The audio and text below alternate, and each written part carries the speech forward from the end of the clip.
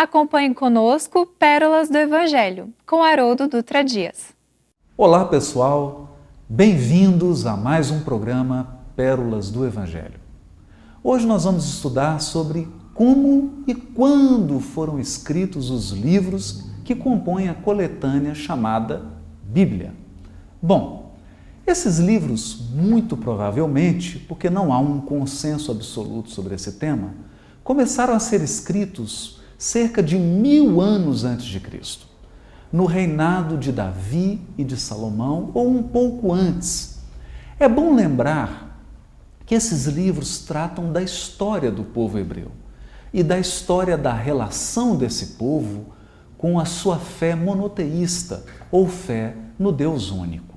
Seria um engano a gente imaginar que esses livros seguiram o mesmo processo de produção que um livro atual, que um livro moderno. Pelo contrário, naquela época era muito difícil escrever um livro, por várias razões. A primeira delas é a dificuldade em conseguir material. No caso, papiro e pergaminho, que é a pele de um animal. Segundo, a dificuldade em se produzir tintas para poder escrever. E terceiro, talvez a maior dificuldade, a habilidade da escrita. Porque se você errasse uma letra ou manchasse, inutilizava toda uma folha de papiro ou de pergaminho e aquilo representava um altíssimo custo. Nós tínhamos naquela época, então, uma profissão, a profissão das pessoas que escreviam textos, os chamados escribas. De modo que aquela sociedade preferia transmitir as suas histórias, as suas tradições, contando, através da oralidade. Eram contando histórias, passando de pai para filho, de avô para neto, que essas tradições se perpetuavam no povo. Nas escolas, nos lares, nos ambientes de oração e de estudo, as histórias eram contadas e recontadas. E as pessoas, como tinham o hábito de ouvir histórias, estavam preparadas para gravar essas histórias, naturalmente tinham uma memória muito mais treinada, uma memória muito superior à nossa memória.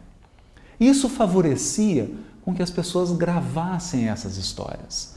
Outro fator, a repetição exaustiva dessas histórias também favorecia que as pessoas decorassem.